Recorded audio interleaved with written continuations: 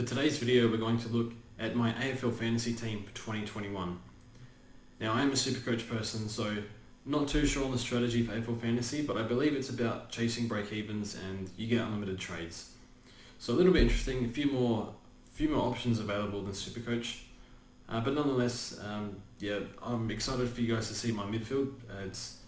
I'm not proud of it, but it's a little weird and it's something I'd never do on Supercoach. So with AFL Fantasy, all the picks that I don't have the balls to pick in Supercoach, we're going to throw in AFL Fantasy and see how we go. So it might be a bit of fun this year. I'm not sure I'll do much on AFL Fantasy content, but I'll see how we go. So my defence, I have Lloyd, Whitfield and Lloyd. So I have these three in Supercoach, and the point is, I think Whitfield and Lloyd both have upside at that price because they both had their issues. Lloyd played more defence last year in the first half of the year, and Whitfield, I think he got knocked out. So potentially both underpriced. I think Lloyd will play that midfield role, but we'll see. And then Jake Lloyd, I think he's a captain option and seems to very rarely drop bad scores. So we love Jake Lloyd, and that's why he's there. I posted this on Twitter and people were saying I spent too much, but I don't know, we'll wait and see. Luke McDonald I'm a big fan of Luke McDonald and see his upside. I think he does get that role of playing off halfback out of necessity, so we'll keep him there for now. We have Hayden Young, super numbers he put up as a junior, had injury problems, but pretty cheap this year, so 337k. And then rookies, we'll see who we get, so hopefully we get 3 base rookies. Now the midfield. Again, not proud of this. So we have Brad Crouch at M1, and the reason just quickly on this entire midfield, I see a lot of potential value in the midfield, and I'm struggling to find the value picks in defence and the forward line. I know a lot of people like Zach Williams. I'm not interested at this stage. That's a story for another day. So Brad Crouch. So the reason why we have Brad Crouch there is he had a poor year. He was injured this year and had the contract hanging over him. Probably knew he was gone just because of the Crows list demographic and needed to bring some more youth in and not give a 27-year-old a 4-year contract. He might have a point to prove because he loved the Crows. He shouldn't have left on the terms he did. It was pretty bad. We kind of pushed him out the door, but it's just how it worked out. So he has a point to prove at the Saints, and he's always been better suited to AFL Fantasy than Supercoach. So we have Brad Crouch, Jai Simkin. I know a lot of people are going to hate this pick. I see upside in it. One of the things I look for the most in a player is trying to get a read on their work ethic. And it sounds like Simkin's work ethic is off the charts. From what I've read. So for that reason, he's come back early pre-season. He's been a standout already. So we have Jai Simkin there, and obviously he played injured with a bung ankle pretty much the half the year, or even like 2/3 of the year. So there is upside there. So I see him as a value pick. Not sure he'll be top 10, but with lots of trades, hopefully he makes a bit of money. Matt Rao speaks for himself. Dyson Heppel we have. I don't mind the Dyson Heppel pick. He's told Ben Rutten that he thinks he can get back to his best. We'll see how that goes, and we'll see his role. From a few Essendon supporters, a few of them seem to think that he's going to play mostly midfield, but he's might play halfback as well, which was where I think he played that role in his first year in footy. He was a defender, I remember. But we'll see. But he's pretty cheap. The king of the Crom, Jackson Haitley. Obviously going to start him. Moving over from the Giants, in his contract it probably says inside mid-roll, so he should get the minutes, and his competition is it's Schellenberg, Chase Jones and a bunch of unproven players, and even then 2 or 3 of those can work together and rotate for the midfield, so see how he goes, but he's pretty cheap. In the NEFL he pretty much dominated, and in the pre-season last year he had 29 disposals and 25 disposals and 2 goals over both games. So pretty good.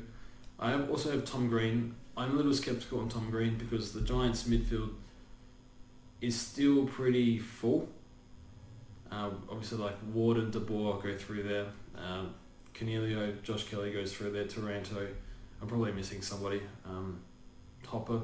So it's pretty crowded, so you might need to play a bit forward as well, but if he gets the games, we'll see how he goes in the pre-season. If he read some reports on him, see how he goes, but he's pretty cheap, only 400 and something, I can't read that, 443k I think, so it's pretty good.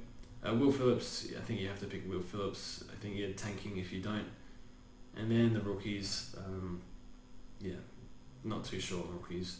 Collier Dawkins improved last year but didn't get a game. Kemp's highly rated, and Connor Downey is a new Hawthorn rookie who apparently might be ready to play round 1, but see if he gets picked.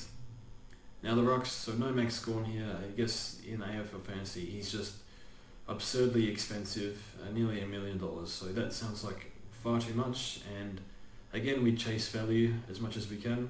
Braden Bruce. Sam Hayes on the bench. I'll do a video on Braden Bruce, but yeah, he's interesting. A little bit worried about very worried about his durability, but yeah, pick him anyway. And then Sam Hayes, I believe, is a chance to play games this year. We've seen Lysette get dropped before, and Port refused to trade him to Sydney, so they must rate Sam Hayes, so maybe he gets a game. So yeah. And in the forward line, my favourite, Josh Dunkley. Hopefully all is well with him returning to the Dogs. Sounds like it's going okay. I assume he gets a little bit more mid-time. If he doesn't, he'll be playing for another club probably next year. We have Rowan Marshall. Rowan's game, there is upside in this pick, I think, because Ryder's 33, he's going to miss games.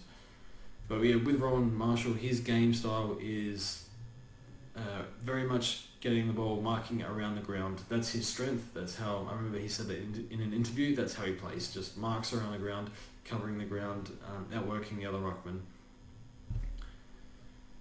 And then we have Tom Phillips here as well. So Tom Phillips, pure wing role, so none of this forward business that he was doing at Collingwood. I recently found out that he spent a little bit of time forward in 2019, but wasn't enough to make him forward eligible. So I assume that forward time is going to disappear for him, and he's going to play pure wing. So hopefully we get a decent average out of him. I'm not quite sure what to expect in terms of averages in this format in AFL fantasy, but he could be interchangeable with Jordan De Goey if he has a good pre-season and doesn't go to jail. Because yeah, I saw him training with Pendlebury today, and yeah, I think he's planning to play through the midfield this year, so we'll see, wait and see on that. But yeah, see how we go. And then the rookies, I think Dave Robertson plays. I think Finlay McRae's a good chance to play, and he can play forward, he can play wing, he can play mid.